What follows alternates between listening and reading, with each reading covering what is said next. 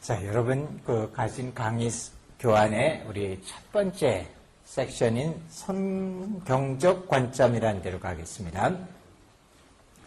여기부터는 여러분 이제 강의안을 잘 보면은 제목 옆에 괄호를 열고 페이지 번호와 어떤 제목이 있는 것들을 제가 해놨습니다. 그건 이 교재에 있는 글들의 제목과 페이지 번호입니다. 예를 들면 성경적 관점에 대해서는 이 교재에 보시면은 3가지 아티클이 들어있습니다.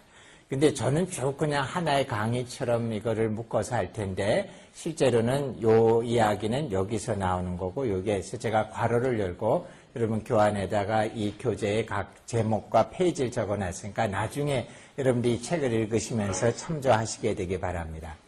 자, 성경적 관점에 대해서 저는 오늘 2가지만 여러분에게 말씀을 드릴 겁니다. 왜냐하면 너무 자세히 얘기하면 아까 얘기한 사람처럼 성교학이 뭔지 모르겠지만 성교사는 안 되겠다 이렇게 될까봐 제가 너무 자세히 들어가지 않는데 2가지 얘기만 할 겁니다. 첫 번째는 뭐냐면 선교가 꼭 성경의 기초에서만 돼야 되느냐? 세상에 많은 지혜도 있고 많은 경영학적인 이론도 있고 한데 꼭 선교는 성경의 기초를 두고 해야 되느냐라는 문제를 하나 따져볼 거고요. 2번째, 만약 그래야 된다라면 이제 중요한 건 2번째 이슈가 이겁니다. 성경이 정말 선교하라는 것이 센트럴 메시지인가라는 겁니다. 우리 흔히 그렇게 들어왔지만 진짜 그런가라는 문제예요. 제가 가끔 이런 얘기를 합니다. 여러분 기억나는 대로 성경에서 선교하라라는 구절들을 아는 대로 한번 말씀해 보십시오. 뭐 사람이 많으니까 저 혼자 북치고 장구치고 할게요. 제일 흔한 게 마태복음 28장 19, 20절. 너희는 가서 모든 족속으로 제사 삼아 아버지와 아들과 성령의 이름으로 침례를 주고 내가 너에게 분반 모든 걸 가르쳐 지키게 하라. 조금 더 많이 아시는 분은 사도행전 1장 8절. 예루살렘과 온 유대와 사마리아와 땅끝까지 이르러 내 증인이 되리라. 그렇죠. 멋있죠. 뭐 조금 더 실력이 있는 사람은 마태복음 24장 14절. 이 천국 복음이 모든 민족에게 증거되게 하여 온 세계에 전파되리니 그제야 끝이 오리라. 근데 여기쯤 가면 이제 벌써 막히기 시작합니다. 더 생각이 안 나요. 조금 더 성경을 잘 아시는 분 마가복음 16장. 너희는 온 천하에 다니며 만민에게 복음을 전파하라. 더 실력 있는 분 누가복음 24장 이 죄사함에 이르는 말씀이 예루살렘부터 온 세계에 전파되어야 하리니 이런 말씀이에요. 근데 아무리 실력이 있는 사람이라도 여러분들 중에서 10개, 20개 될 수 있는 사람이 별로 없을 겁니다. 성경의 구절이 3만 구절 가까운데 그럼 그 가운데 10개, 20개 있는데 성교가 센트럴 메시지냐? 이 문제를 우리가 다뤄볼 겁니다. 그렇기 때문에 정말 성경의 센트럴 메시지가 선교라면 우리의 삶이 달라져야 되는데 정말 그러냐? 이 2가지 면만 오늘 제가 다뤄보도록 그렇게 하겠습니다. 자, 여러분 교환해 보시면은 존 스타트 얘기를 적어놨습니다. 존 스타트가 1980년에 빠따야, 태국의 빠따야에서 열린 회의에 plenary session address에서 이런 말을 합니다. 성경이 없이는 세계 선교는 불가능할 뿐 아니라 생각할 수조차도 없는 일이다. 우리에게 가서 세상을 복음화하라는 책임을 주고 있는 것이 성경이고 증거해야 될 복음의 내용을 말해주는 것이 성경이며 그 복음을 어떻게 전파해야 하는지 말해주며 또 믿는 자에게 구원을 주시는 하나님의 능력을 약속해주고 있는 것이 성경이다라고 말합니다. 한마디로 이렇게 얘기한 거예요. 성경이 없이는 선교는 불가능할 뿐 아니라 생각할 수조차 없다. 도대체 이게 무슨 말인가? 이런 얘기부터 해보죠. 요즘은 제가 학교에서 행정을 하기 때문에 많이 못 가지만은 제가 처음에 교수로 갔을 때는 학생들과 미션 출입을 많이 다녔습니다. 여름이고 겨울이고 방학만 되면은 학생들을 데리고 다양한 선교지를 방문했습니다. 근데 잘 준비된 선교 여행을 갔다 오면 아주 눈에 띄게 삶이 변합니다. 다만 조건이 있습니다.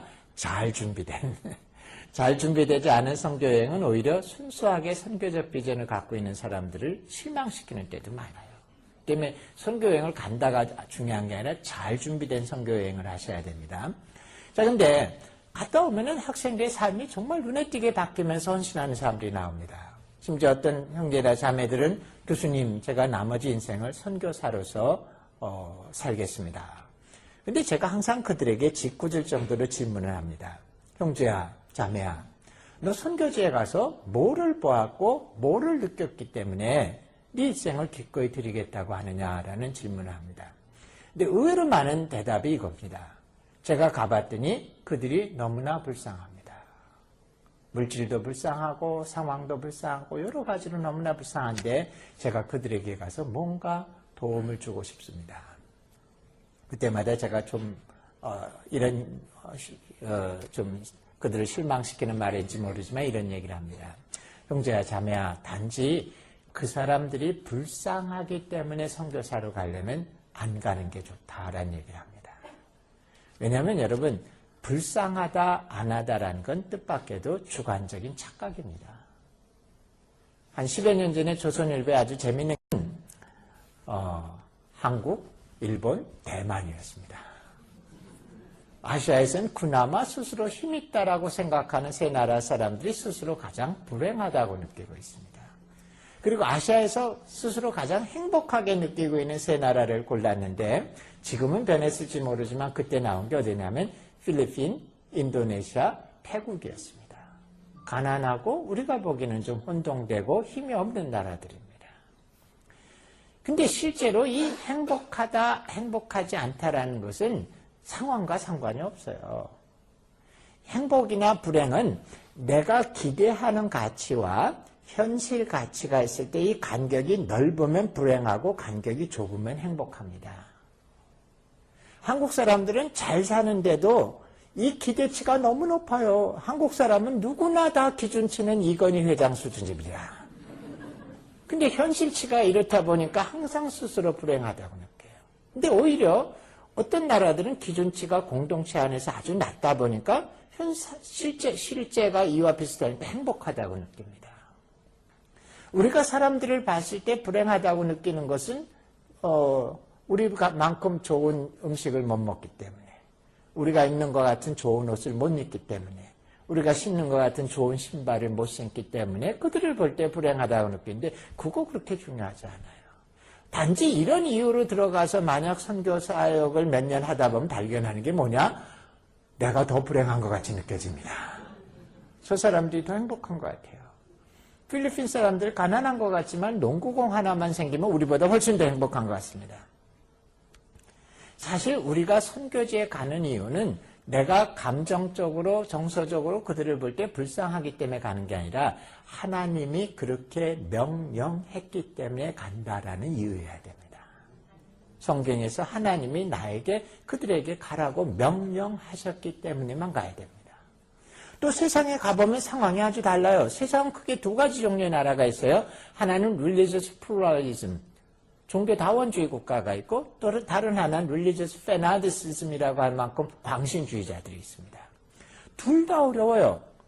종교 다원주의 상황, religious pluralism의 상황에 가시면은요, 이 복음이 힘을 잃은 것 같아 보여요. 인도 대표적으로. 인도는 인구가 11억인데요. 인도에 있는 신의 숫자만 3억 5천이 있습니다. 신들도 바글바글해요. 아니 신이 3억 5천인데 까짓 거 예수 하나 믿어주는 거 일입니까? 태평양에 조약돌 던지기지. 말만 잘하면 예수 하나 믿어주는 게 아니라 예수님에다가 성부 성자 삼위일체에다가 12제자에다가 더 이쁘면 마리아까지 16명 단체로 믿어주는 것도 일도 아닙니다. 실제로 인도에 가보시면 만신전 안에 대부분 뒤쪽에 십자가도 있고 예수님 상도 있습니다. 근데 인도와 같은 이런 다원주의를 받아들이는 나라에서는 가장 나쁜 놈이 누구냐면 나만 옳다는 사람이에요. 이 배타주의적인 사고를 가진 사람이 인도에서는 제일 나쁜 놈입니다. 나만 옳다. 이게 나쁜 놈이에요. 근데 선교사는 거기 가서 나쁜 놈의 역할을 해야 됩니다. 만약에 이런 나라에 가서 예수 더 믿어주세요. 그러면 어려움 하나도 없습니다. 까짓거 인심 얼마든지 써서 믿어줄 수 있습니다. 하지만 당신들의 모든 신들이 다 가짜고 우리 여호와 하나님만이 유일한 하나님입니다. 이러면 이제 나쁜 놈이에요. 배타주의자입니다. 근데 선교사는 그러고 살아야 돼요. 근데 하루 이틀이 아니라 계속 이러다 보면 어느 날 선교사가 회의가 올 때가 있어요. What am I doing? 예, 우리가 굳이 그들이 원치 않지만 거기서 나쁜 놈처럼 어떤 악을 행하는 사람처럼 굳이 해야 되는 이유가 뭡니까? 하나님이 그러라고 명령하셨기 때문에 그렇습니다. 반대로 릴리지스 페나티시즘, 광신주의자들, 이슬람 지역, 아주 극단적 이슬람 지역에 가면은 또 다른 문제를 봐요. 예수를 복음을 전해주는 게 그들에게 불행 끝 행복 시작이 아니라 정반대로 행복 끝 불행 시작이 되버립니다. 불행 시작이 됩니다. 얼마 전에 있었던 얘기를 해드릴게요. 파키스탄에서 있었던 일입니다. 이 여고생 둘이 있었는데 하나는 크리스찬이고 하나는 모슬림이었습니다. 둘이 아주 가까운 친구예요. 근데 이 모슬림인 여자친구가 사춘기도 하고 여러 어려움 가운데서 굉장히 고민을 하고 심지어 자살까지 생각하는 어려움을 겪었습니다. 그래서 친구인 이 크리스찬 여학생이 친구에게 자기 성경책을 빌려줬습니다. 야, 나는 어려울 때마다 성경을 보면 하나님의 말씀이 나에게 위로가 된다. 너도 한번 봐라. 근데 이 성경책을 모슬림 학생이 빌려가서 있다가 예수님을 자기의 구세주로 영접을 했습니다. 행복의 시작이 아니었어요. 그가 예수를 믿었다는 것이 알려지자 집안 식구들이 난리를 치고 일어나서 그를 잡아놓고 예수를 부인하라 그랬습니다. 근데 그가 자기가 신앙을 지키겠다고 하자 오빠가 그를 죽이겠다고 했습니다. 자기 여동생을. 그날 밤에 이 여학생이 도망을 갔어요. 가출을 했습니다. 가출을 했지만 몇 개 마을을 넘어가지 못해서 그 다음날 멀리 있는 마을에 이맘에게 체포가 돼서 자기 집으로 끌려왔습니다. 그리고 그날 밤에 오빠가 죽여버렸습니다. 근데 오빠가 자기 여동생을 죽였는데 그 다음날 이 집안 사람들이 성경을 빌려준 이 크리스찬 여학생을 살인죄로 고소를 했습니다. 죽이긴 자기네가 죽였는데 오빠가 여동생을 죽인 건 명예살인이기 때문에 별로 죄가 안 됩니다. 근데 내 동생이 죽은 건 얘가 성경을 빌려줬기 때문에 죽었다라고 이 여학생을 살인죄로 고소했어요. 말이 안 되는 얘기죠. 근데 실제로 살인죄로 잡혔습니다. 그리고 사형 선고를 받았어요. 이 여학생이. 그리고 감옥에 들어갔는데 들어가자마자 첫날 밤에 그 감옥에 있는 수많은 남자들이 윤관을 해버렸습니다. 그 여학생을 살리기 위해서 국제적으로 굉장한 압력을 했습니다. 아마 사형이 집행되진 않았는데 실제로 이건 극단적인 예인 것 같지만 이슬람권에서 사역을 하다 보면 항상 선교사가 부닥치는 건 이겁니다. 복음을 받아들인 순간 그들은 가정에서 쫓겨나고 아내에게 버림을 받고 애들에게 버림을 받고 직장에서 쫓겨나고 공동체에서 살 수가 없게 됩니다. 근데 이 일을 계속 하다가 보면 아무리 강한 선교사도 회의가 와요. What am I doing? What am I doing? 근데 굳이 그래야 되는 이유가 뭡니까? 성경에서 하나님이 그러라고 하셨기 때문에. 이 명령이 없으면 사역할 수가 없습니다. 사실 우리가. 저는 아마존의 남비과라 부족이라는 부족한테 들어가 봤습니다. 벌거벗고 사는 사람들입니다. 예, 제가 갔더니 손님 대접으로 모든 여자들이 팬티를 하나 입고 나왔는데 그런 부족에게 들어갔어요. 근데 이 부족 속에서 살아보면 참 어려운 게 뭐냐? 우리와 너무 달라요. 죄에 대한 인식이 없습니다. 물론 하나님이 지은 사람이기 때문에 죄의식이 전혀 없을지는 않겠지만 우리가 생각하는 거를 죄라고 생각하지 않습니다. 저를 거기 안내해줬던 선교사님이 몰래 저에게 얘기해요. 교수님 조심하세요. 여기 남자들은 대부분이 평생에 서너 사람을 죽여본 사람입니다. 사람 죽이는 걸 죄로 생각 안 해요. 남의 물건 훔치는 거 죄로 생각하지 않습니다. 음란이란 개념이 없어요. 결혼 제도가 우리와 너무나 다릅니다. 많은 남자와 잔 여자가 좋고 훌륭한 여자입니다. 자, 이런 데 들어가서 복음을 전하려면 어떻게 해야 됩니까? 일단 죄인으로 만들어야 돼요, 이 사람들. 그래서 선을 쭉쭉 거놓고 너 요거 넘어가면 죄인이다. 너 요거 훔쳐가면 죄인이다. 그래서 일단 죄인으로 다 만들어오고 죽도록 심판받도록 다 죽여놓고 그 다음에 살려줘야 됩니다. 쉽게 말하면 병 주고 약 주고 해야 돼요. 실제로 만약 이 일을 계속한다면 회의가 올 때가 있을 거예요. What am I doing?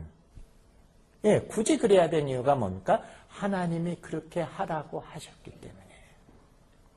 이걸 놓치면은 선교사에게 불가능합니다.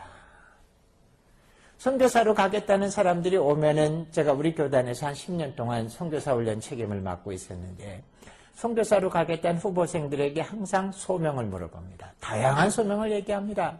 금식 기도하는 중에 하나님의 음성을 들었습니다. 환상을 보았습니다. 하나님께서 뭘 인도하셨습니다. 근데 제가 계속 물어봐요. 그런데 또 뭐가 있습니까? 그런데 또 뭐가 있습니까? 또 뭐가 있습니까? 체험적인 소명도 필요하지만 가장 중요한 건 이들이 하나님의 말씀이 나에게 이런 명령을 주셨다를 자기 인생 가운데 받아들이는 겁니다. 이 하나님이 우리에게 세계를 복음화하라는 명령을 주셨다라는 데서 출발하지 않으면 선교는 불가능해집니다. 두 번째, 성경은 우리에게 세상에 전해줘야 될 메시지를 주고 있습니다. 우리가 가서 전하는 게 뭘까요? 아주 한마디로 얘기하면 고린도전서 14장의 말씀이에요. 예수께서 우리의 죄 때문에 죽으시고 장사 지낸 바 되었다가 성경의 말씀대로 다시 살아나셨다라는 예수의 대속과 부활을 전하는 게 복음입니다. 그러나 조금 더 넓힌다면 예수님의 그 생애와 사역을 한꺼번에 하는 복음서겠죠. 더 넓힌다면 예수님의 생애와 사역을 신학적으로 설명해주는 서신서가 다 포함해서 신약 성경입니다. 더 넓혀본다면 그 예수님을 보내신 우리 하나님의 성품과 계획을 알 수 있는 신구약 성경입니다. 거기까지입니다. 그거 밖은 아니에요. 우리는 가서 성경의 말씀을 전하러 갑니다. 근데 선교사들이 선교지에 가보면은 사실은 입이 엄청 간지러워요. 왜냐하면 우리는 뭔가 좀 발달한 나라에서 시스템이 잘 된 나라에서 왔기 때문에 선교지 가보면 돕고 싶은 게 많습니다. 근데 조심하세요. 성경 밖의 것을 하실 때는 의외의 결과들을 보게 됩니다. 예를 들면 중국의 서쪽에 들어갔다고 보세요. 굉장히 가난한 지역이 많습니다. 근데 선교사가 가서 가만히 관찰을 해보니까 이 사람들이 가난할 수뿐이 없어요. 너무나 가진 게 없으니까 농사를 짓 때가 절반쯤 자랐을 때 벌써 밭대기로 팔아버려요. 그럼 알곡을 거뒀을 때 3분의 1 값에 그냥 밭대기로 미리 팔아버립니다. 중간 상인들이 나쁜 놈이죠. 그래서 선교사가 코치를 해줍니다. 내가 좀 돈을 빌려줄 테니까 너희들 추수할 때까지 절대로 밭대기 하지 말아라. 그러면 3배를 받을 수 있지 않느냐. 그리고 소출을 하면 바로 팔지 말고 한 달이나 2달 동안 좀 묵혀라, 보관해라. 그럼 값이 2배가 된다. 그리고 2달씩 됐다가 또다시 중간 상인에게 팔지 말고 마을 사람들이 힘을 합쳐서 트럭을 하나 빌려갖고 도시에 나가서 니네가 직접 팔아라. 그럼 또다시 2배를 받을 수 있다. 자꾸 코치를 해줘요. 실제로 그렇게 해주면 그들이 부유해지기 시작합니다. 그래서 뭔가 잘 살기 시작하는데 뜻밖의 결과를 발견하게 됩니다. 그들이 가난할 때는 서로 사랑하고 하나였어요. 근데 돈 맛을 알게 되자 마을이 갈라지기 시작합니다. 제가 더 많이 가지게 되고 저는 덜 가지게 되고 쟤는 어떻게 했고 마을이 나중에는 공동체가 박살돼 버린 일이 벌어져요. 선교사들의 사명은 사실은 성경의 말씀대로만 전해야 됩니다. 우리의 지혜를, 인간적인 지혜를 전해주는 게 필요할 것 같지만 제가 그들에게 권하는 건 정말 하나님이 그것을 확신을 주기 전에는 문화를 바꾸는 건 정말 조심하라고 얘기합니다. 근데 이런 실수를 참 많이 빼내요.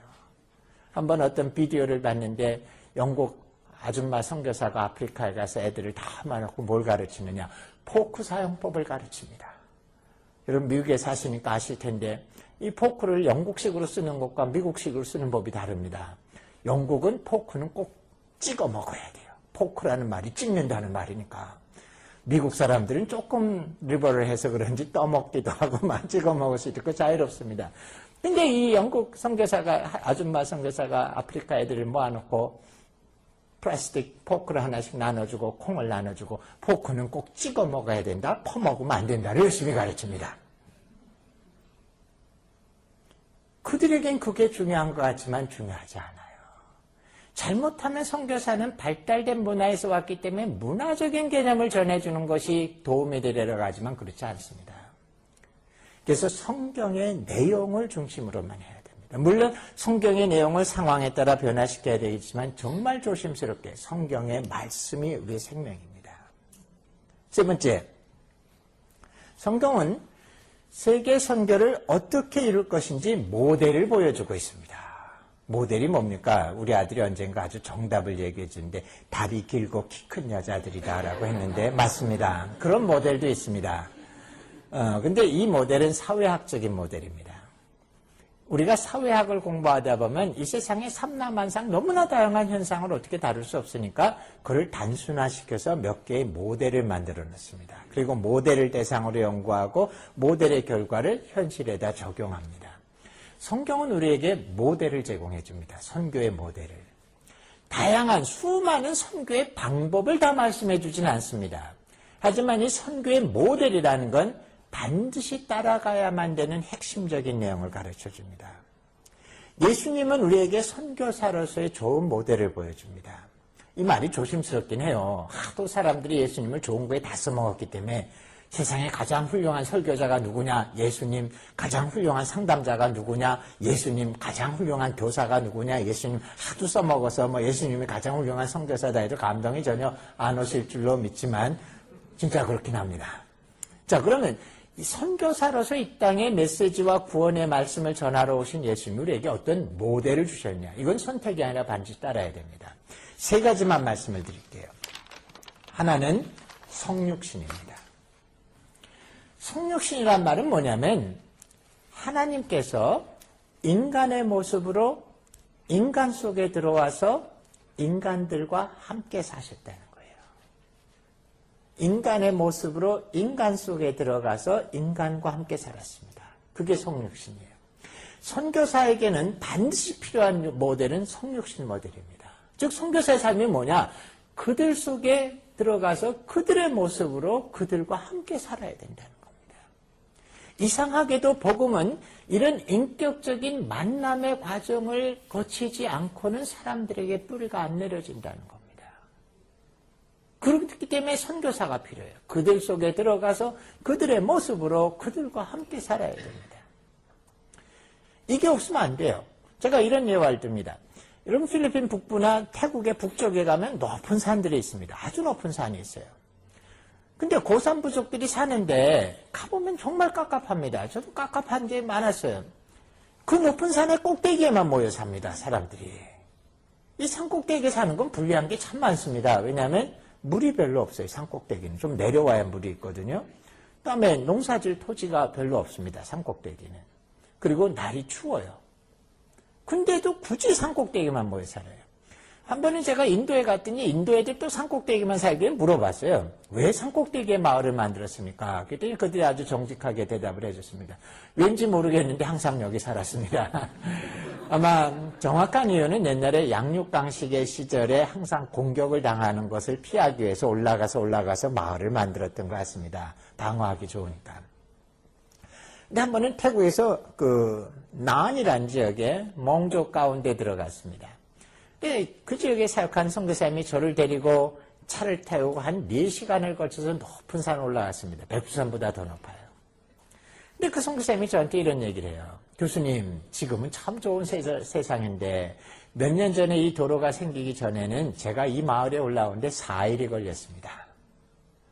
4일을 산을 타고 올라가면 마을이 하나 있고 30-40명 있습니다. 그들 가운데 2-3일 자면서 복음도 전하고 성경도 가르치다가 또 3-4일을 거쳐서 내려와야 돼요. 그리고 옆에 산을 또 한 4-5일 거쳐서 올라가고 2-3일 가르치고 또 4-5일 걸려서 내려오고 이거 뭐 선교 사역을 하는 것이 아니면 등반 사역을 하는 건지 혼란스러울 때가 많습니다. 만약에 선교사가 아이디어를 냈다고 생각해 보십시오. 이래 갖고는 도저히 선교 안 되겠다. 그래서 마을마다 커다란 스피커를 하나씩 달아놓고 선교사는 산에 올라가는 게 아니라 아침에 일어나면 앰프를 탁 틀고 하루 종일 떠든다고 생각해 보십시오. 굿모닝 하고 시작해서 예수 믿어라 라고 하루 종일 외친다. 그럼 어떤 일이 벌어질까요? 뜻밖에도 복음의 정보는 전해질 수 있는데 그들 가운데 복음의 뿌리가 내리지 않습니다. 복음은 이상하게도 누군가 우리 속에 들어와서 우리의 모습으로 우리와 함께 사는 인격적인 접촉이 있어야지 뿌리를 내립니다. 어떤 분들은 아닌 것 같은데요. 방송사역 있지 않습니까? 예, 방송사역이 가능합니다. 하지만 한 가지 기억하실 건 방송사역이 선교를 대체할 수는 없습니다. 그것이 어떤 경우에 열매를 맺고 보조적인 영향을 하지만 선교를 절대 대체하지는 않습니다. 때문에 선교사의 삶이란 게 뭐냐? 내가 복음을 전할 사람들 속에 그들 속에 들어가서 그들의 모습으로 그들과 함께 살아야만 됩니다. 두 번째, 영감. 이 영감은 조직신학에서 얘기하는 기계적 영감론 뭐 이런 거 얘기하는 건 아닙니다. 한마디로 얘기하면 알아듣게 한다는 말이에요. 예수님이 이 땅에 왜 오셨냐면은 하늘나라에 저는 천국을 좀 리얼하게 생각하는 사람인데 하늘나라에도 무슨 언어가 있겠죠. 근데 만약에 예수님께서 하늘나라에서 쓰는 언어와 하늘나라 사람들의 논리와 하늘나라에서의 예화를 가지고 복음을 설명해 줬다. 아무도 구원 못 받습니다. 그 말을 이해하지 못할 테니까요. 근데 예수님은 어떻게 하셨습니까? 친히 인간이 돼서 우리 가운데 오셨어요. 그리고 예수님은 무슨 말을 쓰셨을까요? 이 정도는 아셔야 됩니다. 예수님은 히브리어를 아시긴 아셨지만 예수님이 쓰셨던 말은 아람어를 쓰셨습니다. 아랍어가 아니라 미음 받침의 아람어를 쓰셨습니다. 지금의 시리아에 가면은 거의 없어졌지만 약간 아주 깊은 시골에 가면 조금 남아있습니다. 예수님은 아람어를 쓰셨어요. 성경에도 아람어가 좀 나옵니다. 마라나타라든 이런 말들이 아람어입니다. 예수님은 제자들에게 아람어로 가르치셨어요. 그것이 왜 아람어를 쓰셨냐? 그들이 쓰는 말이 아람어이기 때문이에요. 그리고 히브리 사람들의 논리를 가지고 유대인들의 예화를 들어서 복음을 설명해 줍니다. 그들이 쓰는 말과 그들의 논리와 그들의 예화를 들어서 설명해 주자 비로소 그들이 하나님의 나라의 법칙과 구원을 알게 되는 겁니다. 성경에 보시면 나타나는 많은 예화는 히브리 사람들의 그 마을에서 이루어지는 유대인들의 예화를 드는 겁니다. 그들의 논리를 써서.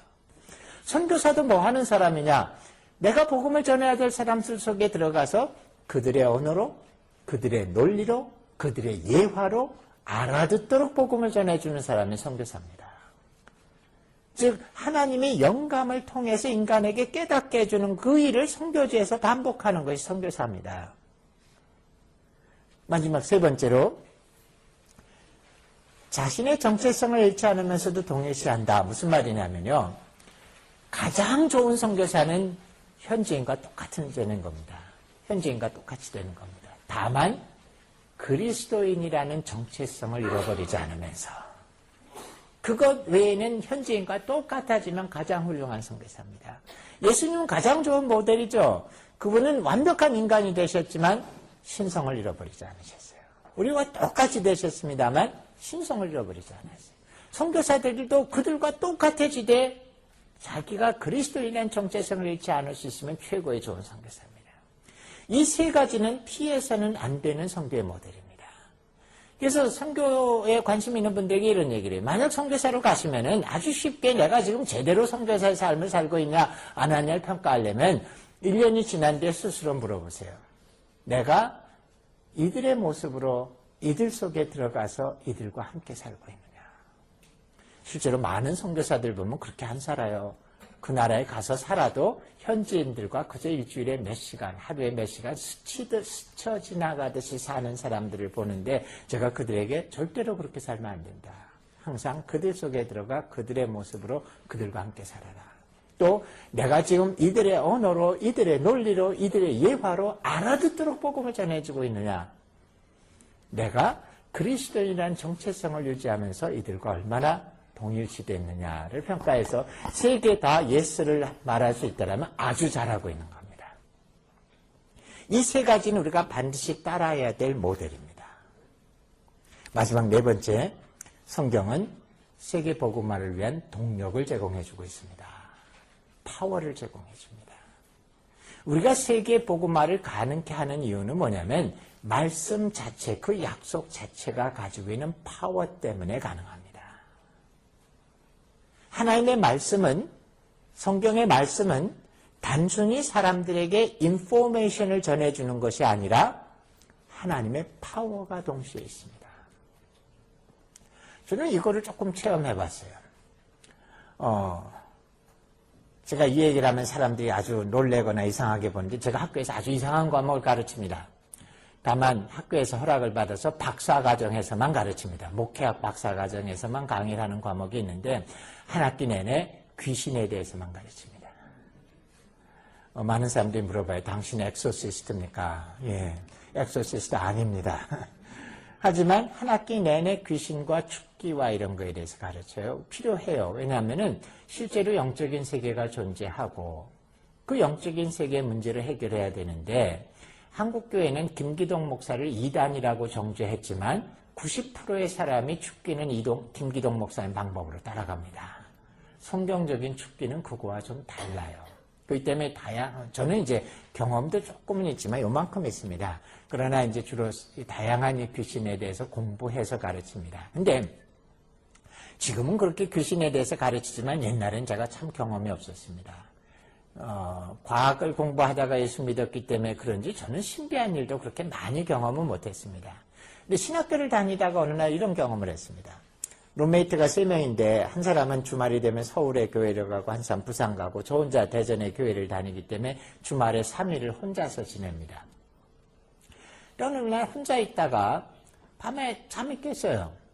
화장실을 다녀와서 다시 잠을 들라 그랬는데 뭐 흔한 일이죠. 그때 이상한 경험을 하게 됐습니다. 갑자기 제 속에서 아주 악하고 더럽고 추잡하고 음란하고 이런 생각들이 막 쏟아지듯이 제게 떠오르기 시작합니다. 그래서 제가 내가 왜 이러지? 오늘 내가 뭐 못 볼 걸 봤나? 이런 생각 그만하고 자야지 하는데 컨트롤이 안 될 만큼 저에게 막 그런 것이 쏟아지기 시작해요. 근데 어느 순간 제가 뭐를 느끼기 시작했냐면 이것이 나에게서 오지 않는다라는 걸 느끼기 시작했습니다. 근데 그 순간 엄청 겁이 났어요. 경험이 없기 때문에. 이건 절대적인 건 아닌데 나중에 이제 만약에 축기 같은 걸 배울 때 나오는데 축기를 행할 때 축기를 하는 사람이 겁을 먹으면 잘 워킹 안 합니다. 여러분들이 그룹으로 축기를 하실 때 이렇게 하는 사람이 겁을 먹으면 딴 사람이 기도하는 게 좋아요. 뭐 이건 나중에 얘기지만 약간 저는 겁을 먹어버렸습니다. 그 어떻게 할 줄을 몰랐어요. 뭐 그렇게 긴 시간이 아닌데 뭐 정말 식은땀 흘릴 정도로 어쩔 줄 몰랐는데 제가 일어나 앉아서 기도를 하려고 그랬는데 한번 겁을 먹으니까 제가 하는 기도가 제가 하는 소리가 무슨 소리인지 저도 모르겠어요. 찬송을 불러보려고 그랬는데 원래 음치기도 한데 뭐 겉돌아요. 근데 어느 순간 제가 이런 생각을 했습니다. 지금은 이제 이런 이론이 맞냐 틀리냐를 말할 수 있지만 그때는 그냥 믿음이었습니다. 그래 내 속에 하나님의 성령이 함께 있는 한 악한 영아 네가 나를 밖에서 서프레스 할 수는 있어도 나를 들어와서 포제션할 수는 없다라는 믿음을 발휘했습니다. 이게 맞냐 틀리냐 요즘은 얘기합니다. 근데 옛날에는 하여간 그렇게 믿었습니다. 그래서 제가 똑바로 앉아서 그때는 성경을 꽤 외우고 있었던 것 같아요. 하나님이 저와 함께 하신다라는 말씀들을 외우기 시작했습니다. 이사야서 41장 10절이라든지 또 요한복음 5장이라든지 쭉 이런 구절인데 정말 신비한 경험을 했어요. 제가 저를 컨트롤하지 못할 만큼 그때 꽉 누르는 힘이 있었는데 말씀을 쭉 외우기 시작하자 어느 순간에 아침 안개가 사라지는 것처럼 그 힘이 순식간에 사라지는 걸 느꼈습니다. 여러분 아침 안개가 사라지는 거 보셨어요? 보기 힘듭니다. 남자들은 군대 생활하다 가끔 봅니다. 아침에 보초를 쏘면 빽빽하게 아침 안개가 꼈는데 해가 떠도 안 없어져요. 안개 너머로 해가 뿌옇게 보이는데 어느 정도 온도가 올라가다가 딱 경계를 넣으면 진짜 이렇게 연극의 커튼이 올라가는 것처럼 아침 안개가 쑥 사라집니다.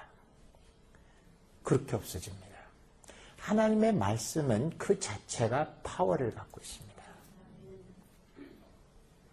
사실 저는 그 뒤에 그런 경험들을 종종 해요. 아주 중요한 집회를 이끌어 가다가 크라이막스가 되는 날에는 제가 막 눌립니다. 잠을 자다가 뻘떡뻘떡 일어날 정도로 눌림을 당해요. 때로는 저는 지역귀신론을 믿는 사람이 아닌데도 가끔 선교지를 돌아다니다가 눌림을 당할 때가 있어요. 제 평생에 아주 2번 아주 힘들었던 적이 있습니다. 카자흐과 러시아의 접경 지역에서 아주 정말 어려웠던 적이 있었고 한 번은 몽골에서 아주 어려움을 당한 적이 있습니다. 근데 사실은 이제는 그런 일을 경험해도 별로 두려워하지 않습니다. 제가 똑바로 일어나서 하나님의 약속을 외우기 시작합니다. 근데 아주 쉽게 저를 누르는 힘들이 사라져버려요. 뭐 이 얘기를 하려고 오늘 하는 건 아니지만 여러분 축기 중에 제일 좋은 건 믿음 있는 그리스도인들은 스스로 자기에게 말씀으로 선포하는 게 제일 좋은 방법입니다. 선교지를 많이 돌아다니다 보면 어떤 때는 정말 지난 2000년 동안에 그리스도인이 와본 적이 기록상 아무도 없다라는 지역도 들어갈 때가 있습니다. 그런 지역을 들어가 보면 거의 30년 가까이 선교 일을 했는데도 제 마음에 이런 느낌이 있어요. 어구야, 이런데 어떻게 복음을 전하고 어떻게 하나님의 교회를 세울 수 있을까? 막막해요. 근데 몇 년 지나면 교회가 세워지고 영혼들이 돌아옵니다. 하나님의 말씀이, 하나님의 약속의 파워 때문에 그렇습니다. 우리가 세상을 선교할 수 있는 이유는 외국어가 능통하기 때문에 우리의 논리가 좋기 때문에 그럴듯하게 말할 수 있기 때문이 아니라 사실은 하나님의 말씀 자체가, 하나님의 약속 자체가 파워가 있기 때문에 영혼들을 변화시킵니다. 자, 이 네 가지를 다 모아보면 어떻게 됩니까? 하나님의 명령이 없이는 선교가 불가능하고, 그리고 성경에 있는 말씀만을 우리가 전하러 가고 있고, 그리고 성경이 세계 선교의 모델을 보여주고 있고, 그리고 하나님의 말씀, 약속이 파워를 준다. 이 말을 다 모아보면 존 스타트의 말이 맞습니다. 선교는 성경이 없이는 불가능할 뿐더러 생각할 수조차도 없는 일이다. 때문에 선교할 때는 우리가 다양한 세상적인 지식을 응용할 수는 있지만 항상 이것을 성경에 비추어 보고 성경의 뿌리를 내려야 되고 성경의 모델을 찾아야 되고 성경의 가이드대로 가야지만 올바른 선교가 이루어집니다. 선교는 성경이 없이는 불가능합니다. 자, 이제 중요한 두 번째 문제로 가보죠. 정말 성경이 선교를 말하고 있는가? 이런 질문을 해볼 수 있어요. 성경에서 선교가 언제부터 시작이 됐느냐?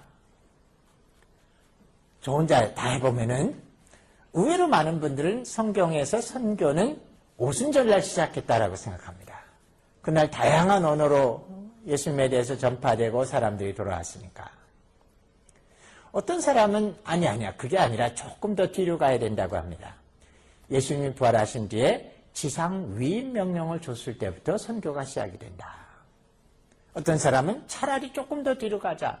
그래서 예수님이 십자가에서 돌아가시고 부활하셔서 복음을 완성했을 때부터다라고 얘기합니다. 셋 중에 어느 걸 해도 괜찮습니다. 그래 봐야 한 50일 차이니까. 근데 질문이 있어요. 만약 이렇게 생각한다면은 구약 성경은 선교와 상관이 없는 책인가? 라는 질문이 생깁니다. 실제로 어떤 사람들은 그렇게 얘기해요. 구약 성경에는 요나서를 제외하고는 다문화권 선교의 이야기가 없다라고 얘기하기도 합니다. 근데 그렇지 않습니다. 저는 선교는 창세 전부터 시작했다라고 생각합니다. 좀 황당한 얘기 같지만 여러분들에게 이런 질문을 해보죠. 이거 아주 중요한 질문인데 뜻밖의 우리가 잘 생각을 안 하는 질문 중에 하나입니다. 뭐냐면은 하나님이 사람을 왜 만드셨습니까? 하나님이 사람을 왜 만드셨을까요? 이 질문에 답을 안다라면 사람의 본분이 뭔지를 우리가 알 수 있습니다. 근데 아주 중요한 질문인데 뜻밖에도 성경에서 구체적인 답이 없는 것 같아요. 잘 찾아보면 하나 정도 있긴 합니다. 그게 이사야서 43장 16절입니다. 뭐라고 얘기합니까? 이 백성은 내가 나를 위하여 지었나니 나를 위하여 찬송케 하려 합니다. 라고 얘기합니다. 이 백성은 내가 나를 위하여 지었나니 나를 위하여 찬송케 하려 합니다. 그 한 구절이 인간 창조의 목적이라고 해석을 해도 괜찮습니까? 라는 질문이 나올 수 있습니다. 저는 가능하다고 생각해요. 왜냐하면 이사야서 43장을 잘 보시면 앞에부터 창조에 대한 이야기를 쭉 해나갑니다. 내가 창조자고 너희의 창조의 목적 쭉 하다가 이게 나오기 때문에 전체적인 맥락에서 보면 우연히 나온 그냥 구절이 아니라 성가대의 핵심 구절로 쓰려고 나온 게 아니라 어떤 면에서 인간에 대한 하나님의 의도를 보여주는 면이라고 저는 해석을 합니다. 자, 근데 여기 문제가 생겨요. 하나님 무슨 그렇게 음악을 좋아하셔서 찬송케 하기 위해서 인간을 만들었는가? 그러면 인간의 본분을 지키는 건 성가대뿐이고 저 같은 음치는 뭔가 좀 잘못 만들어진 건가 문제들이 생길 겁니다. 문제는 찬양이라는 말, 찬송이라는 말의 본래적인 의미를 찾아야 됩니다. 찬양, 찬송이라는 말의 본래적인 의미는 Let God be God. 하나님을 하나님이라고 인정하는 행위가 사실 찬양과 찬송의 가장 근본 의미입니다. 하나님 당신 하나님 맞습니다. 이걸 인정하는 겁니다. 그거를 몸으로 하면 워십 댄스고 글로 쓰면 시편이 되는 거고 시가서가 되는 거고 노래로 하면 찬양곡이 되고 하는 겁니다. 즉 하나님이 인간을 만든 이유는 인간으로 하여금 하나님 당신이 하나님 맞습니다 라고 인정하도록 만들었다는 거예요. 그러면 또 질문이 생기실 겁니다. 하나님은 뭐 좀 자존심이 낮은가? 뭐 우리 인정받고 싶어서 야단인가? 네, 이건 어려운 얘기는 아니에요. 하나님은 스스로 존재하는 하나님이세요. 하나님에겐 존재하는 하나님이란 말이 굉장히 중요한 의미예요. 뭐 이 얘기는 프란시스 셰퍼가 많이 써먹었기 때문에 제가 다시 쓰지는 않겠습니다만, 근데 하나님이 존재하려면 뭐가 있어야 되느냐? 하나님 밖에 제3자가 있어서 이 제3자가 당신 하나님입니다라고 인정할 때 존재가 의미가 있습니다. 만약에 힌두교처럼 온 우주에 브라만이 가득 차 있어서 혼자서 다 모든 걸 한다. 존재하나 존재하지 않나 자기 외부에 존재가 없다면 아무 의미가 없습니다. 그 때문에 하나님의 이 백성은 내가 나를 위하여 지었나니라는 말이 의미가 있어요. 하나님이 존재하기 위해서는 자기의 존재를 인정할 인간이 필요하셨기 때문에 지셨습니다. 그 때문에 인간의 본분이 뭐냐? 만들어진 이유가 뭐냐? 하나님 당신 하나님 맞습니다를 고백하는 게 인간의 본분입니다. 아니 그럼 오케이 그거 좋은데 초등학교 4학년들이 하는 질문으로 가보죠. 근데 왜 병 주고 약 줍니까? 처음부터 존재 하나님을 하나님 인정하게 아담 하와를 만들었으면 됐지 왜 또 넘어지게 선악과는 만들어 놓고 시험은 보고 하십니까? 쉬운 대답이에요 이거는. 하나님을 하나님이라고 인정하도록 인간을 만들었다면 뜻밖에도 그 인간은 당신 하나님 아닙니다라고 거절할 수 있는 권리가 있어야 돼요. 그게 없으면 인정이 아닙니다. 로봇을 수십 개를 만들어 놓은 다음에 프로그래밍을 해놨다 그래 보세요. 새벽 4시만 되면 이 로봇들이 갑자기 뻘떡 일어나서 여호와 찬양 할렐루야 영광 호산나 뭐 난리를 치면서 50분 동안 펄펄 뛰다가 다시 쓰러져서 한 10분 쉬었다가 5시가 되면 또 일어나서 영광 할렐루야 찬양 뭐 하루 24시간을 난리를 치고 있어도 아무 의미가 없어요. 왜냐하면 그 로봇들은 그렇게 할 수뿐이 없도록 프로그래밍 된 존재니까. 실제 하나님이 존재하지 않아도 그들은 영원히 그러고 있을 거예요. 근데 정말 의미 있는 건 뭡니까? 당신 하나님 아닙니다라고도 할 수 있는 선택을 가진 사람이 내가 경험하고 밝혔는데 당신이 진짜 하나님 맞습니다. 이래야 진짜라고요. 때문에 하나님이 인간에게 선택의 기회를 줘야 됩니다.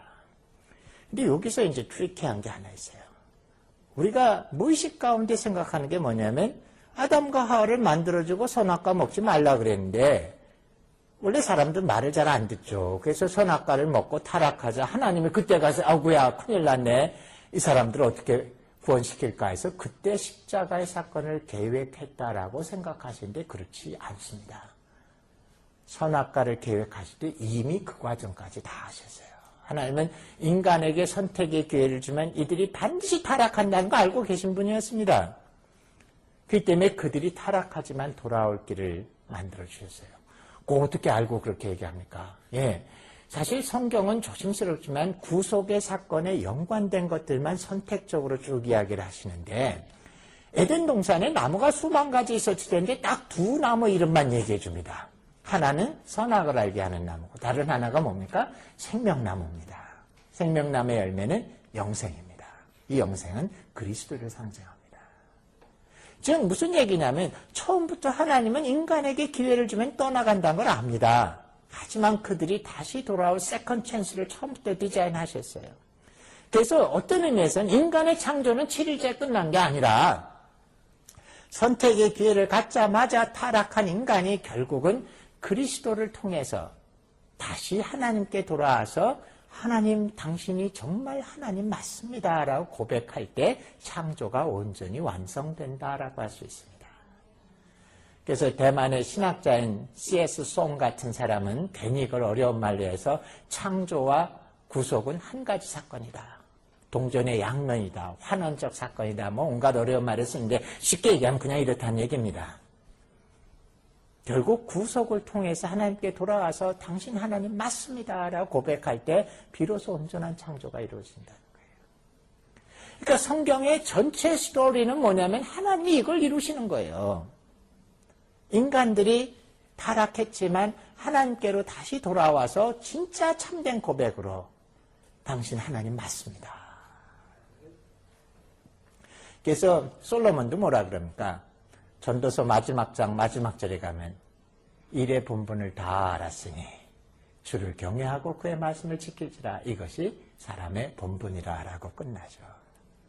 우리의 삶은 그겁니다. 여기서 제가 잔소리 같은 얘기 하나만 할게요. 이건 선교와 상관없지만 오늘날 복음주의에서 전하는 복음 중에서도 제가 조금 염려되는 게 있어요.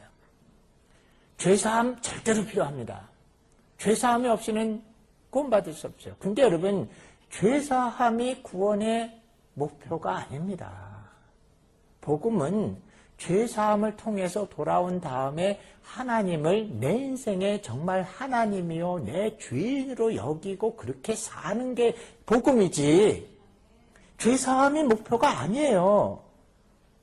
죄사함은 그렇게 하나님께로 다시 돌아오려니까 중간에 필요한 조건이 죄 용서를 받아야 돌아올 수 있으니까 하는 과정인데, 요거에 너무 집중하다가 보니까 복음이 거기서 멈춰버려요. 그래서 복음이 뭐가 됩니까? 고속터미널 가면 맨날 보는 것처럼 예수 천당 불신 지옥으로 끝나버리죠. 아니요. 예수님을 주님으로 나의 인생에 참된 하나님으로 고백하고 그대로 사는 건 헌신된 사람들이 하는 어떤 헌신이 아니에요. 그게 복음의 출발점입니다. 근데 우리 복음주의에서는 죄사함을 강조하는 대신에 그분이 내 인생의 주인과 하나님이란 본분의 목적은 사실 별로 강조 안 하다 보니까 굉장히 이기적이고 얌체같이 자기 이득만 챙기고 천국 가는 것만이 복음에 되는 뭔가 좀 부족한 복음이 되고 있어요. 복음의 진짜 목적은 그분이 내 하나님을 고백하고 그렇게 사는 거예요. 이 이야기를 보여주는 게 성경입니다. 때문에 성경에 선교라는 용어가 몇 번 나오느냐, 땅끝까지 가라는 말이 몇 번 나오냐, 그게 중요한 게 아니라 성경의 센트럴 띠임이 뭐냐면은 다시 하나님 밖에 떠나간 자들이 돌아와서 하나님을 하나님이라고 고백하도록 하는 빅 드라마를 보여주는 게 성경이고, 그렇기 때문에 우리는 선교가 바로 성경의 센트럴 메시지라고 얘기하는 겁니다. 어떤 분들은 흔히 이렇게 얘기해요. 창세기 12장에서 아브라함을 부름으로 말미암아 구체적으로 선교가 시작됐다. 그것도 정확하진 않습니다. 창세기 1장에서 11장까지에도 하나님은 선교적인 활동을 하셨어요. 다만 배경이 좀 달라요. 11장까지는 오랜 역사의 사건을 아주 줄여서 핵심을 하다가 보니까 우리가 캐치하기 어렵고 구체적인 방법을 찾지 못하지만 하나님은 여전히 우리를 불렀습니다. 가인과 아벨. 가인이 아벨을 죽이죠. 근데 하나님이 그에게 세컨 찬스를 줘요. 네가 어디 있느냐. 하나님께 나오라는 거죠. 근데 그가 거절합니다. 계속 부르시고 찾으세요. 말 나온 김에 구약 얘기를 좀 할게요. 거기 가면 이제 조금 야리꾸리한 얘기가 나오죠. 하나님이 가인을 정죄하자 가인이 뭐라 그럽니까? 하나님 내게 주신 벌이 너무 무겁습니다. 사람들이 나를 죽일까 봐 겁납니다. 사람이 어디 있어요? 아담과 하와, 가인과 아벨이 있다가 아벨을 죽었는데 누가 자기를 죽입니까? 여기가 야리꾸리 하다 보니까 온갖 회개한 이론들이 나옵니다. 뭐 재창조설부터 시작해서 지역 창조설 등등인데 하나도 어려운 거 아닙니다. 성경 어디에도 가인이 아담의 장남이라고 나오지 않습니다. 그건 황순원 씨의 소설에 그렇게 나오는 거죠. 아들, 딸 많이 낳았어요. 엄청 많이 낳았어요. 그 중에 가인과 아벨 얘기한 겁니다. 그래서 근데 이제 한국 사람들은 오해할 만해요. 아벨이 죽고 나자 아벨을 대신해서 아들을 하나 줬는데 하필이면 이름을 셋이라고 줬어요. 셋째 아들 같아요. 근데 그 히브리 말입니다. 한국말로 셋이 아닙니다. 하지만 우리는 오해할 만은 하죠. 셋째 아들은 아닙니다. 셋이. 그제 쭉 가다가 노아의 홍수가 벌어지죠. 노아의 홍수에 또 야리꾸리한 말이 나옵니다. 사람의 아들들과 신의 딸들이 결혼했다. 그 당시에 세상에 네피림이 있었더라. 이거 무슨 실학순합니까? 근데 놀라운 건 아닙니다. 셋의 자손들은 여호와 신앙을 유지했습니다. 근데 나머지 모든 자들은 다 타락해버렸어요. 그러자 셋의 자손, 하나님을 기억하는 경건한 자손을 신의 아들들이라고 표현한 거고, 타락한 사람들을 사람의 딸들이라고 했는데, 구분이 돼 있다가 노아 시대에 오자 그나마 섞여버리자 이 땅에 의인이 없어지게 되죠. 하나님이 심판합니다. 다시 시작합니다. 최근에 나온 노아 영화는 별로 정확하지 않습니다. 그거 너무 은혜롭게 보지 마십시오. 근데 계속 하나님이 언약을 주지만 깨지기 시작합니다.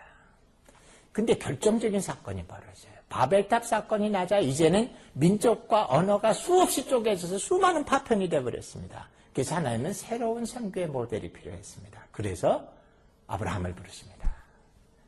즉 어떤 면에서 아브라함을 부르는 사건은 선교가 시작된 게 아니라 하나님이 선교의 방법을 상황에 따라 바꾸신 것에 불과합니다. 가장 여러분들에게 모르는 미지의 상황을 설명할 때 가장 좋은 방법은 뭡니까? 제 주먹 속에 뭐가 있는지 모르시죠? 제일 좋은 방법은 열어서 보여드리는 거예요. 만져보게 하시고 경험하게 해보시고 그렇게 하는 겁니다. 제가 이런 예화를 써요. 여러분들이 사과를 한 번도 안 먹어본 분들이라고 생각해 보십시오. 제가 여러분들에게 열심히 사과를 설명해요. 사과는 동그란데 약간 짱구고 빨간색, 노란색, 파란색이 있고 0.5mm짜리 껍데기를 까면 그 속에 살이 있는데 매콤, 살콤, 달콤하다 뭐 그리고 더 먹으면 안에 씨가 있다. 정확히 설명했습니다. 그림도 그릴 수 있습니다. 근데 제가 자꾸 그걸 반복해서 가르치면 여러분들이 머릿속에 사과라는 게 있구나. 그렇게 생겼대. 먹으면 매콤, 달콤, 새콤하대. 근데 이것을 가지고 사과를 들으면 입에 침이 고이는 사람은 별로 없습니다. 근데 이렇게 할 필요 없어요. 제일 쉬운 방법이 뭡니까? 사과 하나씩 나눠줘서 먹으면 돼요. 내가 먹어보고 나서 경험했을 때 사과라는 존재를 의심하지도 않을 거고 그 다음엔 여러분들이 사과라는 말을 들으면 입에 침이 고이게 돼요. 제가 자주 얘기하는데 아는 과일을 드니까 별로 은혜를 안 받으시는 것 같아요. 여러분 잘 모르시는 과일을 하나 예를 들어보죠. 뚜리안이란 과일 아시는 분도 계시고 모르는 분도 계실 겁니다. 동남아 쪽에 가면 뚜리안이라는 이상한 과일이 있습니다. 시장에 가서 보면 도깨비 방망이처럼 생겼습니다. 그래서 뭐 도깨비 방망이도 파네. 그럼 그게 뚜리안이란 과일이에요. 근데 이 뚜리안이란 과일이 세상에서 제일 맛있답니다. 필리핀에 가면은 남자들이 이쪽에 뭐해서 이렇게 얘기하는데요. 와이프를 내다가 시장에 팔아도 뚜리안은 사 먹어야 된다. 그럼 이쪽엔 여자들이 뭐해서 이렇게 얘기한답니다. 매일 뚜리안만 하나 사주시는 남자라면 누구랑도 결혼할 수 있다. 그렇게 맛있는 과일이래요. 근데 뚜리안을 아시는 분들은 아시죠? 치명적인 문제가 하나 있습니다. 뭡니까? 냄새예요. 뭐 고상한 말 제가 걷어내고 그냥 직설적으로 얘기하면 구린내가 납니다. 아주 지독한 구린내가 납니다. 얼마나 이 냄새가 지독하냐면 동남아 쪽에 태국이나 이런 데 가면 호텔방에 뚜리안을 조그맣게 그려놓고 빨간색으로 X표가 그어져 있습니다. 방에서 뚜리안 먹으면 절대 안 된다는 겁니다. 방에서 손님이 몰래 뚜리안을 먹고 가면 3일 동안 손님을 못 받는데요. 방에서 구린내가 나서. 자, 이해가 가십니까? 와이프를 내다가 팔아도 사 먹어야 될 만큼 맛있는 과일인데 냄새가 지독해서 방에서 몰래 먹으면 3일 동안 손님을 못 받는다. 상상이 안 되실 거예요. 아무리 설명해도 저를 믿으니까 뚜리안이란 과일이 동남아에 있다고 믿으시지만 머리에 그려지지 않을 겁니다. 먹고 싶다는 마음도 절대 안 들을 겁니다. 방법은 제일 좋은 건 단체로 태국으로 수학여행을 가서 4월달이나 5월달에 가면 제일 좋습니다. 뚜리안은 냄새가 지독해야만 맛있습니다. 냄새가 안 나면 덜 익은 놈입니다. 한 번씩 먹어봐야죠. 열대과일은 한 번 먹어서 그렇게 썩 마음에 들지 않습니다. 아니 2박 3일 쌉쑥하면서 먹어봐야 될 겁니다. 그럼 아마 여러분 중에도 와이프를 시장에 내놓을 분이 나올지도 모릅니다. 제일 좋은 건 맛보고 경험하게 하는 겁니다. 하나님께서 아브라함을 부르신 목적은 이제는 뭐냐면 독특한 민족 하나를 통해서 나머지 민족을 끌어들이기 위해서 아브라함을 택하셨어요. 그래서 어떤 구조를 하셨느냐? 아브라함을 통해서 이스라엘이라는 민족을 하나 부르시고 이 민족에게는 특권을 줍니다. 어떤 특권을 주냐? 어떤 민족에게도 주지 않았는데 하나님이 임재하셨어요. 그들 가운데. 하나님이 그들 가운데 계셨어요. 어디 계시냐고요? 지성소에 언약궤의 뚜껑인 속죄소에 시은자에 계셨다고요. 그러니까 광야에서 회막과 이런 삶을 살 때 이스라엘 백성들은 절대로 이 말은 안 했을 것 같아요. 여호와가 실제로 계시냐? 그런 말 안 했을 거예요. 왜? 여기 계시거든요. 그들 가운데 계셨어요. 실제로 임재하셨어요. 법궤 위에 시은자의 속죄소에 계셨다고요. 그리고 또 하나 특권을 줍니다. 율법을 줘요. 율법은 엄밀히 말하면 하나님의 성품을 반영한 겁니다. 그래서 사람들이 율법대로 살고 있으면 그것이 하나님이 어떤 하나님인지를 보여주는 겁니다. 그래서 이스라엘을 하나의 모델로 만들어요. 그들에게 하나님의 임재하심과 하나님의 율법을 줘서 그들이 공동체가 하나님의 법대로 살았을 때 하나님을 경험하게 하는 겁니다. 하나님을 보여주십시오. 하나님을 만지게 해주십시오. 그렇게 해준 거예요. 사실은 이스라엘 민족이. 사람들이 이스라엘을 보고 그리고 이스라엘의 삶을 보고 하나님을 발견하게 한 겁니다. 그리고 구약시대의 선교는 초청하는 거예요. 와서 봐라. 그래서 구약시대에는 사람들이 이 이스라엘을 끌어들였기 때문에 우리가 이거를 구심적 선교라고 부릅니다. 가운데로 불러들여요. 구약 선교는 한마디로 얘기하면 이겁니다. Come and see. 너희들이 와서 봐라. 살아있는 하나님 봐라. 대표적인 게 구약의 선교는 나만 장군 이야기 같은 겁니다. 나만 장군이 엘리사의 계집종을 봤을 때 그가 문둥병을 치료하기 위해서 우리 엘리사에게 갔으면 좋겠습니다. 그러자 가죠. 그리고 요단강에 7번 들어갔다 나서 그가 병이 치료되자 뭐라고 고백합니까? 내가 이제야 비로소 모든 신 중에 여호와가 참 신임을 알겠습니다. 라고 고백합니다. 시바의 왕이나 많은 사람들이 이스라엘에 와서 여호와 하나님을 발견하고 믿게 됩니다. 근데 문제가 생겨요. 하나님이 이 아브라함을 부른 분명한 목적이 있는데 이스라엘이 이 목적을 잃어버린다는 겁니다.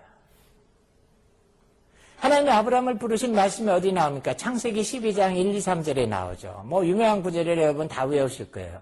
여호와께서 아브라함에게 이르시되 너는 너의 본토 친척 아비 집을 떠나 내가 내게 지시할 땅으로 가라.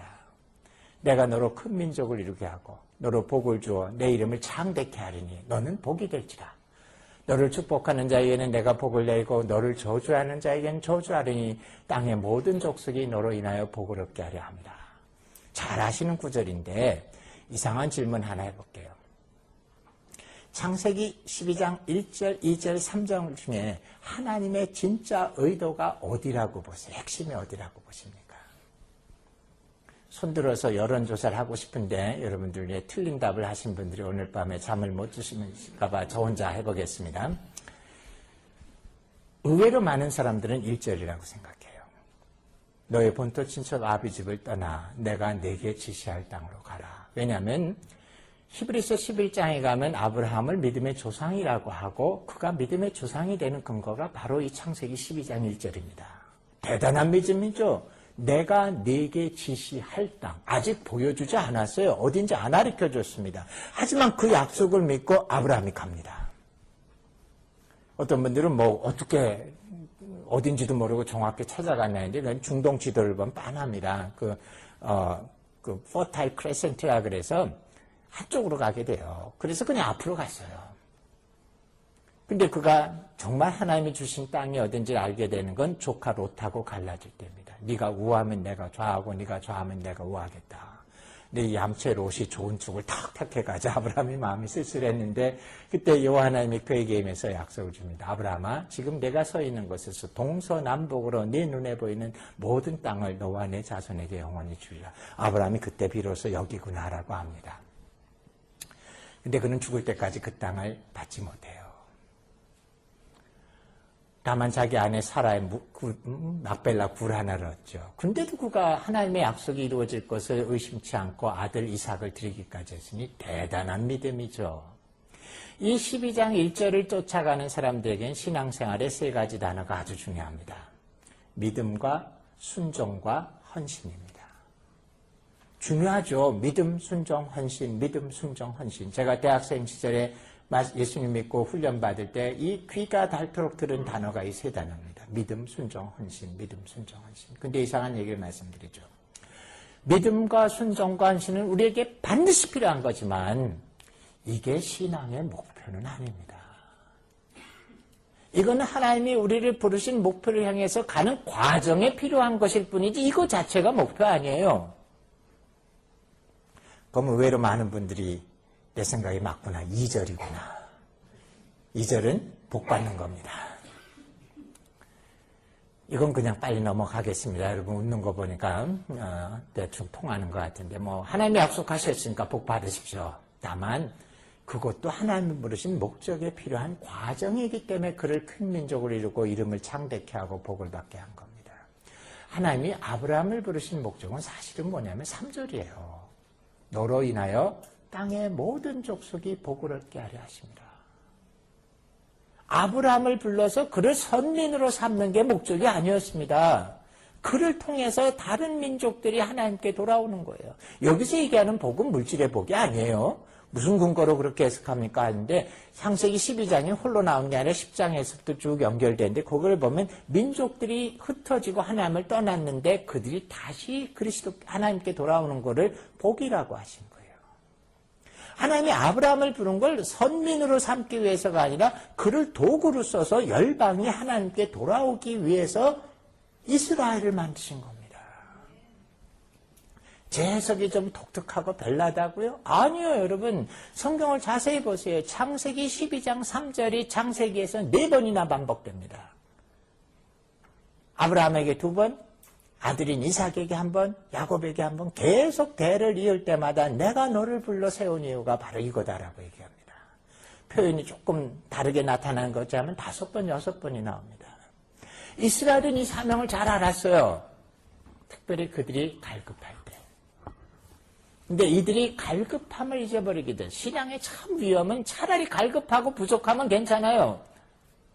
근데 배가 부르게 되죠. 갈급함을 잊어버리게 되죠. 그들은 하나님이 자기를 불렀던 그 본질적인 사명은 싹 잊어버리고 뭐를 붙잡았느냐? 1절, 2절을 붙잡아요. 하나님의 선민 사상입니다. 우리는 하나님의 특별한 백성이다. 우린 천국의 아랫목이 우리 거다만을 붙잡습니다. 근데 뜻밖에도 구약에 보면은 하나님이 여러 곳에서 그거 아니라고 얘기합니다. 근데 이스라엘이 듣지 않습니다. 아마 이 얘기하려면 제가 밤새도록 할 수 있을지도 몰라요. 한두 군데만 얘기해 볼게요. 출애굽기 19장에 가면 또 하나의 터닝 포인트가 나옵니다. 출애굽이 완성된 겁니다. 모세는 자기가 호렙산, 시내산에서 백성을 데리고 나오라는 말을 들었기 때문에 그가 가졌던 개념은 뭐냐? 백성을 데리고 호렙산까지 오면 일단 출애굽이 끝납니다. 그리고 거기서 하나님으로부터 세컨드 커맨먼트를 받아야 돼요. 그래서 그들이 드디어 호렙산까지 옵니다. 출애굽이 완성됐어요. 소고치고 북치고 아주 즐거워서 난리를 치면서 그들이 거기서 하나님의 그 다음 말씀을 기다립니다. 이들이 기다리던 게 뭘까요? 사실 이 출애굽 자체는 우리의 구원을 얘기해요. 구원이 언제 이루어집니까? 6월절 날 어린 양의 피를 문선죄 밟을 때 죽음의 사자가 뛰어넘어가는 것이 우리의 구원이에요. 그리고 홍해바다를 건너는데 바울은 그걸 침례로 표현해 줍니다. 구원받고 침례받고 구원받은 자들이 이제 신의 산에 온 자들은 그들이 기대했던 말은 뭐냐면 가나안 땅에 들어가서 잘 먹고 잘 살아라 이 말을 듣고 싶었어요. 사실은. 근데 뜻밖의 얘기를 하세요. 출애굽기 19장 5절 6절에 이렇게 얘기합니다. 온 세계가 다 내게 속하였나니. 하나님 열방을 포기하신 적 없어요. 이스라엘만 사랑하신 거 아니에요. 열방을 포기하시지 않았습니다. 너희가 내 말을 듣고 내게 순종하면 내 백성이 되어서 내게 제사장 나라가 될 것이다. 제사장이 뭡니까? 구약시대의 사람들은 하나님 앞에 직접 못 나니까 중간의 존재가 필요했습니다. 죄의 재물을 갖고 가면 들고 들어가서 고하고 용서를 받아 전하고 문제가 있으면 들어가 고하고 답을 중간에 제사장이. 이스라엘은 열방이 하나님께로 돌아오기 위한 제사장으로 부름을 받았습니다. 선교적 사명이 그들의 존재의 목적이에요. 그런데 이들이 이것을 까맣게 잊어버립니다.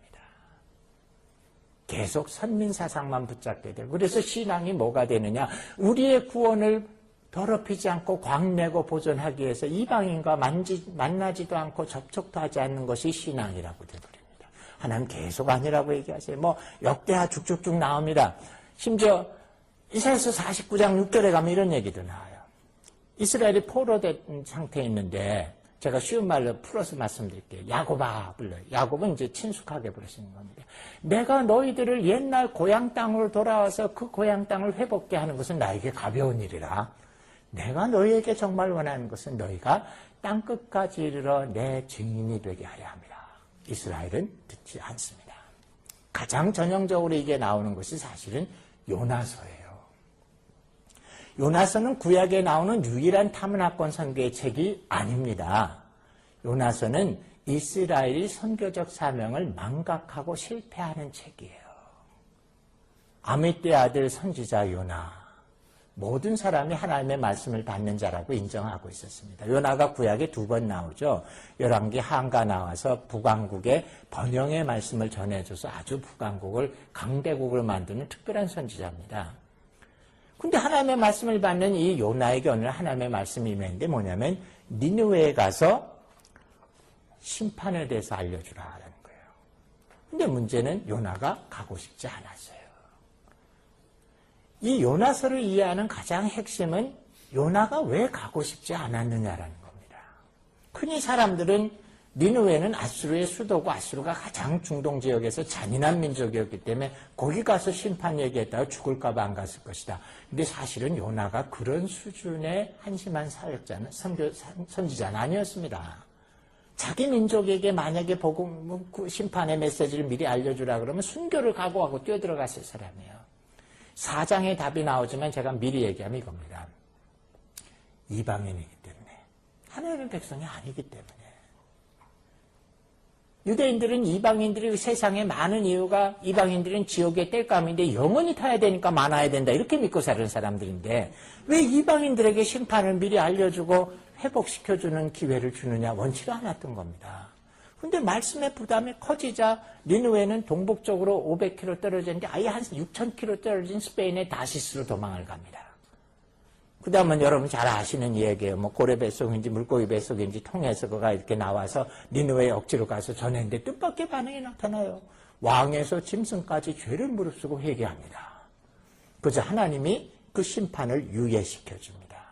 그러면 요나서는 3장에서 해피엔딩으로 끝나야 되는 책입니다. 근데 뜻밖의 4장이 있어요. 근데 4장에 뜻밖의 이야기가 나와 요나가 화가 났습니다.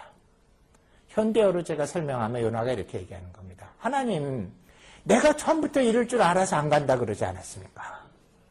하나님은 자비한 분이고 저들에게 심판을 미리 알려줬을 때 혹시라도 저들이 회개하면 용서할까 봐 내가 처음부터 안 간다 그런 거 아닙니까? 이럴 수 없습니다. 왜요? 이유가 한 가지예요. 저들은 이방인인데 하나님의 백성이 아닌데 저들이 회개한다고 죄를 용서하시면 유대인과 뭐가 다릅니까? 우리는 당신이 특별한 민족이고 저들은 아닌데 이들과 왜 똑같이 합니까? 그거 안 됩니다가 요나의 이야기예요. 그가 데모를 합니다. 뭐 이런 거 들고 있었는지 모르겠지만 들고 있었으면 뭐라고 썼겠습니까? 니느웨 용서 결사 반대 뭐 이렇게 들고 있었을 거예요. 그래서 하나님이 요나에게 예화를 하나 들어줍니다. 이게 요나서의 핵심이에요. 전설에는 요나가 대머리래요. 이 대머리가 떼약볕에 데모를 하고 있으면 얼마나 힘듭니까? 그래서 하나님이 박넝쿨을 자라게 해서 널찍한 이파리가 나와서 요나의 머리를 가려줬어요. 그거 아주 해피했습니다. 근데 그 다음 아침에 하나님이 벌레를 보내서 박넝쿨 줄기를 씹어먹고 동풍을 불어서 이파리를 말려버립니다. 그래서 요나가 썽을 내요. 그래서 하나님이 물어봅니다. 네가 화를 내는 게 합당하냐? 요나가 겁도 없이 뭐라 그럽니까? 내가 죽도록 화를 내도 합당합니다. 이럴 수가 있습니까? 그래서 하나님이 한마디 해줘요. 이게 진짜예요. 요나야, 네가 심지도 않았고 네가 키우지도 않았는데 개정판은 배양이라고 하죠. 네가 배양하지도 않았는데 그 나무 하나를 아끼는 게 그렇게 합당하다면 니느웨에는 좌우를 분별 못하는 내 백성과 육축이 12만이나 있는데 내가 이들을 아끼는 게 왜 잘못됐냐? 그리고 요나서는 그냥 끝나버려요. 이거는 이 선민 사상에 빠져서 하나님이 자기들을 부른 본래적인 사명을 철저히 잊어버린 이스라엘의 모습을 적나라하게 보여주는 겁니다. 그리고 사실은 구약은 거기서 끝납니다. 요나는 북왕국의 중간쯤 시대의 사람이지만 영적으로는 거기서 이미 이스라엘이 구원의 드라마에서 주인공 자리를 놓쳐버리고 끝납니다. 신약에 들어오자 하나님은 다시 이거를 시작합니다. 똑같은 구조예요. 교회를 만들어주십니다. 이스라엘 대신에. 하나님의 임재 대신에 더 좋은 걸 줘요. 성령이 이제 내주하십니다. 삼위 하나님이 우리 속에 계신 거예요. 율법 대신에 완성된 복음을 주십니다.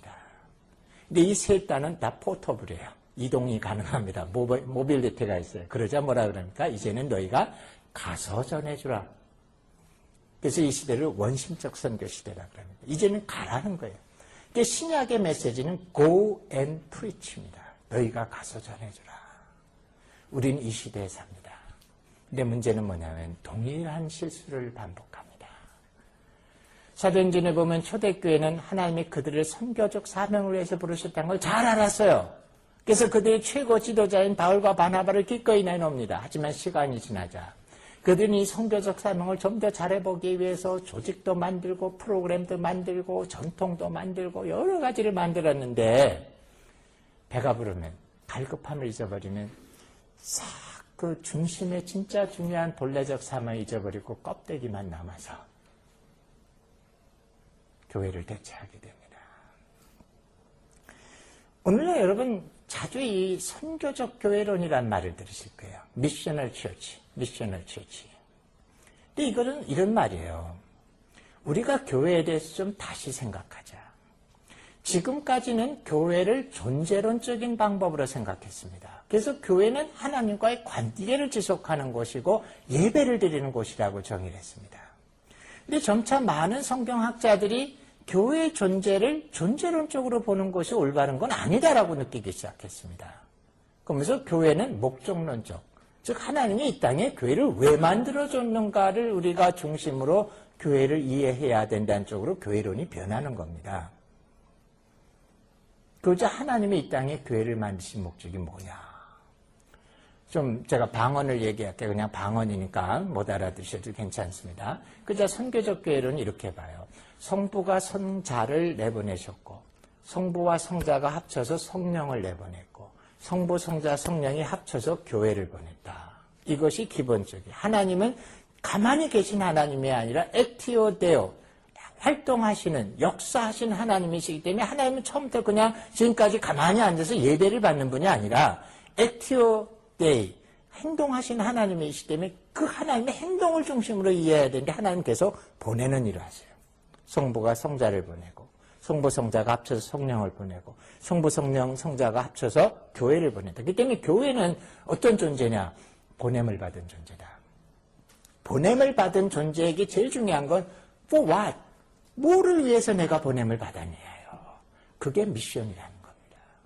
물론 이 미션이라는 것은 뭐 꼭 저 몽골의 칼라하리 사막에 가야 된다는 건 아니에요. 하나님 나라 밖에 있는 사람들을 하나님 나라 안으로 끌어들이고 더 넓게는 하나님의 사랑을 사람들에게 보여주고 이 땅에 하나님의 나라를 완성하기 위해서 교회를 세우셨어요.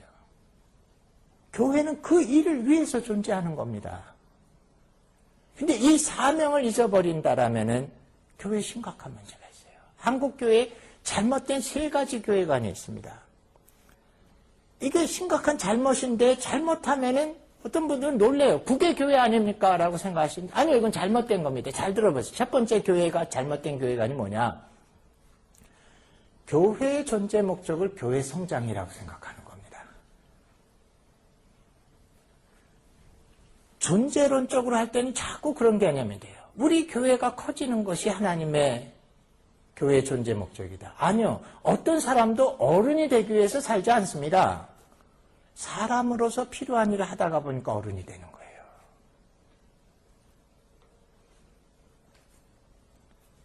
이 교회 성장에 유혹이 되는데 제일 만만한데 어디입니까? LA에서 남쪽으로 한 1시간 가면은 미션 비아우라는 데 있고 멋진 교회가 있죠. 새들백 교회입니다.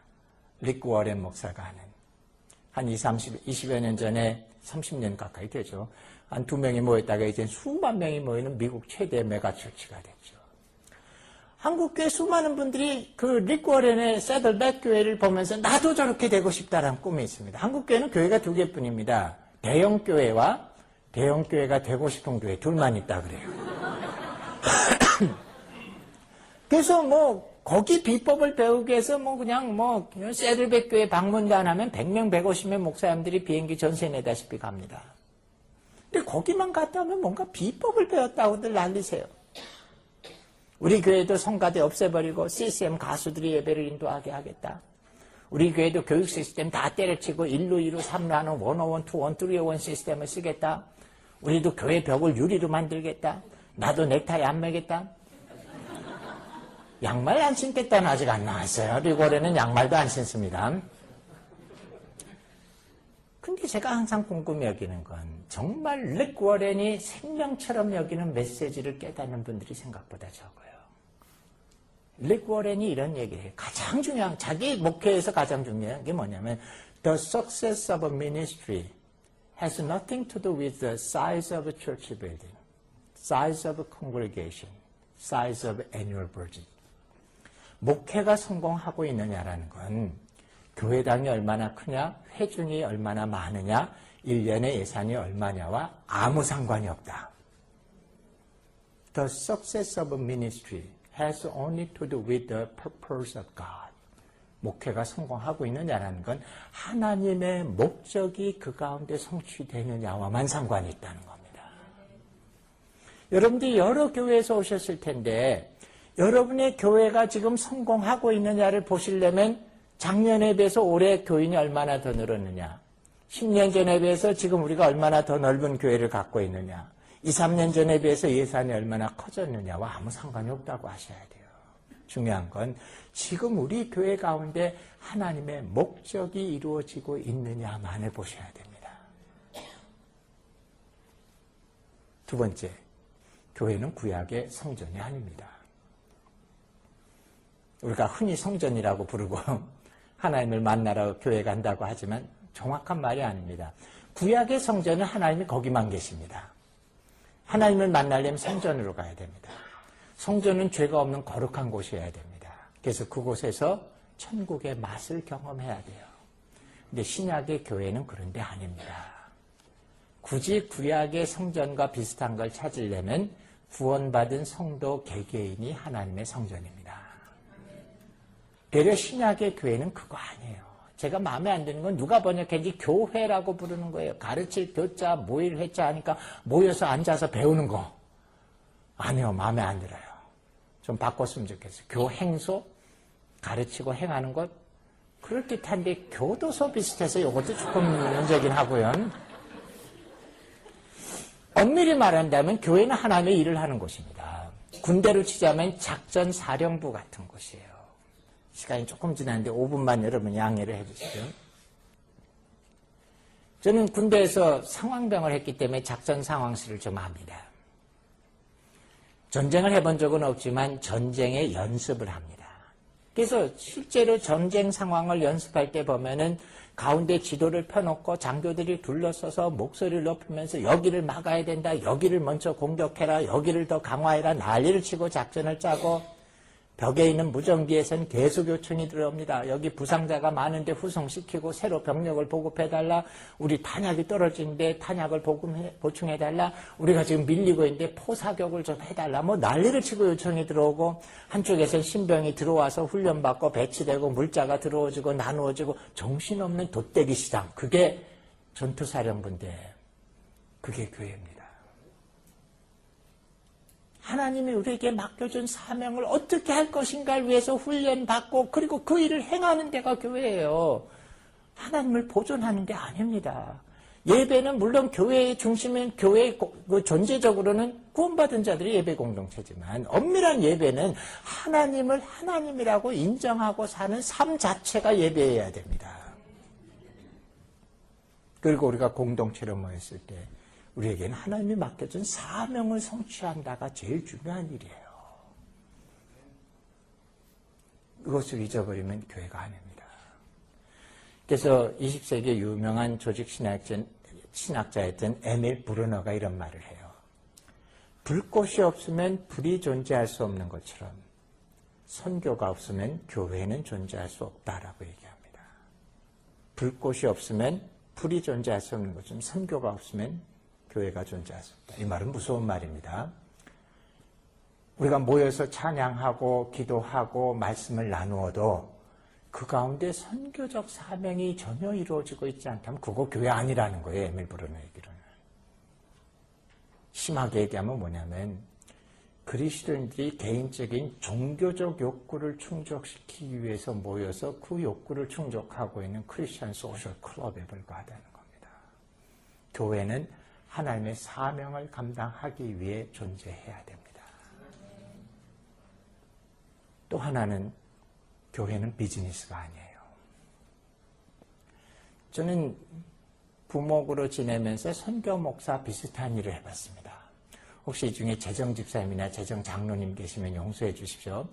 선교 목사의 천하의 원수가 재정장로님이십니다.